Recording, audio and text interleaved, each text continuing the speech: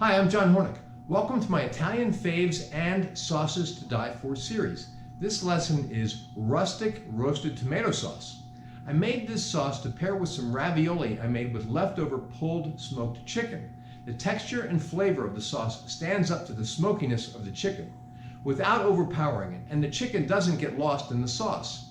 This sauce would also pair well with substantial unfilled pastas like penne, farfalle, fettucine, or linguine. So let's start cooking.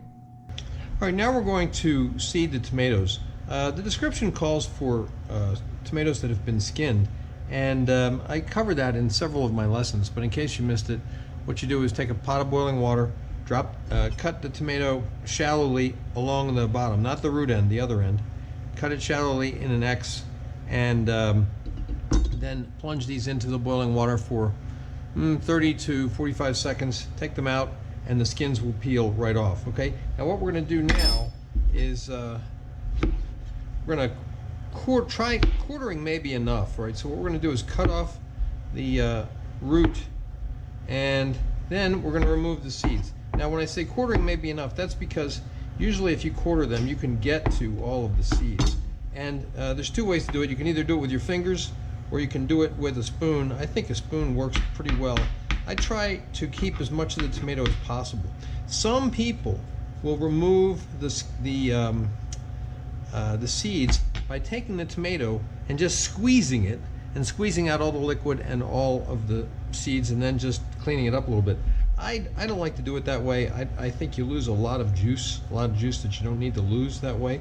So I do it this way. It takes a little bit more time. And you know, if you miss some seeds, no big deal.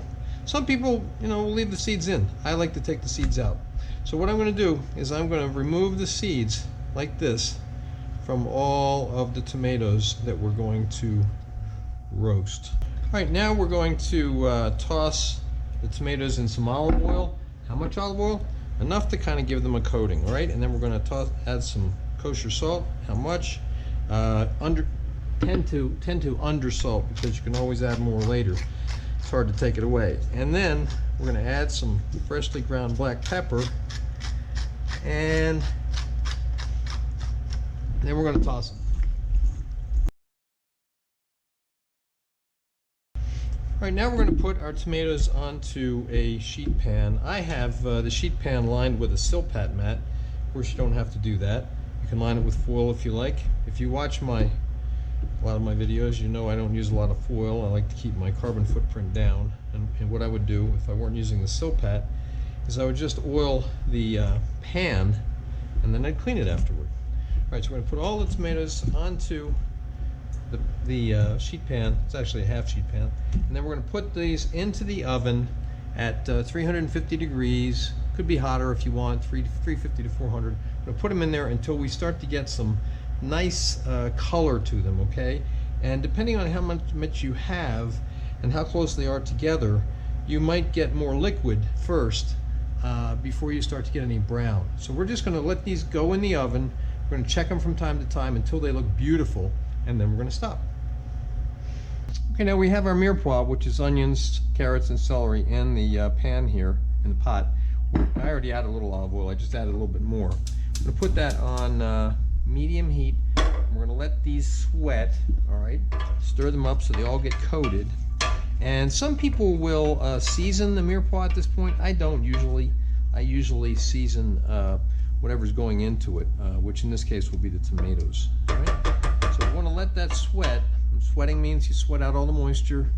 When you start to have the steam starts to go away, they've been sweated. They're translucent. But at that point, in this particular preparation, we're then going to brown the mirepoix. Okay, so we're going to let it go past the sweated point and brown it.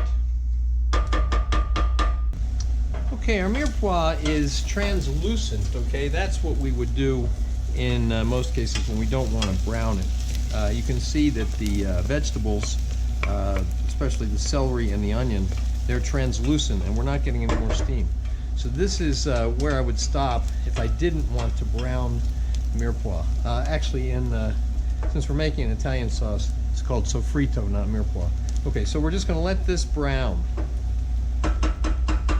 Okay, we're getting some nice brown in here. We've been stirring it keep it from burning. Okay, now we're going to add the garlic, and we're going to stir that up, get it coated with the oil, and we're going to let that cook for about 30 to 60 seconds. Garlic burns fast and easy, okay?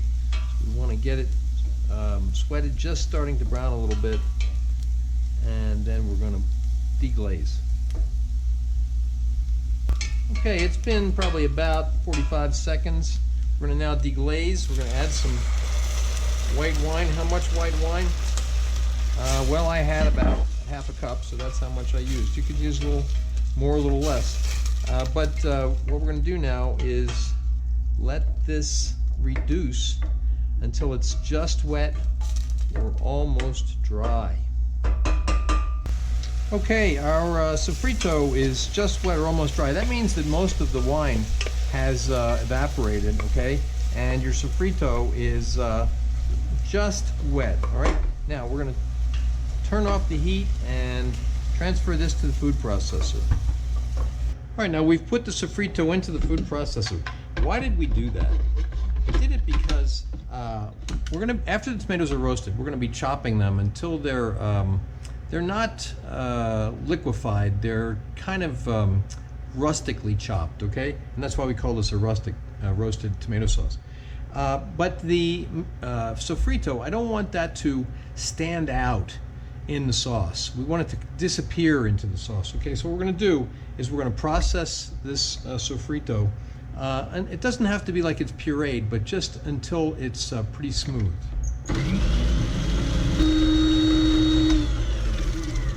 Okay, let's check it out. Good, okay, so the sofrito is now kind of finely minced. When we put the sofrito into the pot to brown it, it was more like it was chopped, okay? Now it's finely minced. The idea is that it will disappear into the sauce. It will not stand out. You won't be able to pick out onions. You won't be able to pick out celery, garlic, or carrots. All right, we're gonna put this back into the saucepan. Okay, here are our tomatoes. We've got some brown on some of the tomatoes. We've got no black on the silpat. It's all brown. So what I'm going to do now is I'm going to take these off of the silpat mat. I'm going to chop them, and I'm going to try to take some of this brownness and put that into the pot. That'll just be extra flavor. Okay, now we're going to chop the tomatoes, and we're going for something that's not as fine as a puree and not as coarse as a dice. Okay, we want some texture to it. It's kind of like a mince, okay? So we're going to do these tomatoes till we have a consistency that we like.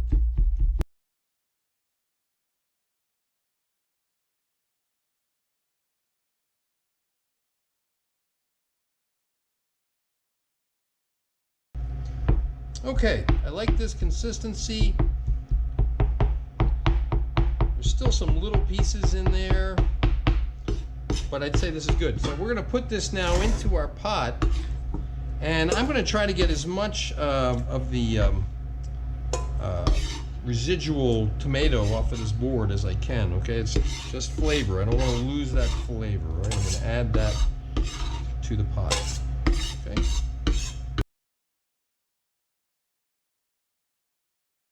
Okay, let's add our chicken stock to the pot and stir it up, and then we're going to put it on medium heat. Bring it to a boil. As soon as it comes to a boil, we want to reduce it, let it simmer for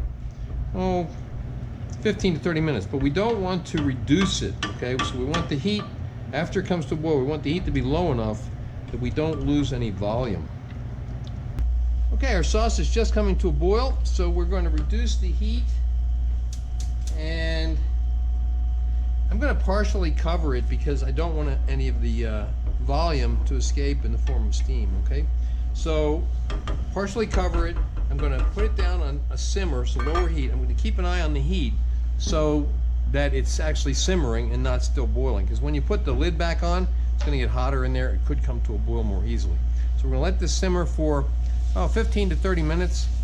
Okay, it's been about 30 minutes. Let's taste it. Good. Now, I don't think it needs any more salt or any more pepper, and I like the thickness of it, the consistency. If it were too thick, we could add some more chicken stock or water if you don't have any more chicken stock. And this would be the time to add salt and pepper if you needed it. But I don't think it needs anything at all. So this sauce is finished. You can see photos of a dish using this sauce at my Instagram, which is @Chef's Apprentice, Cook Like a Pro. Please remember to subscribe to my channel, and thanks for watching.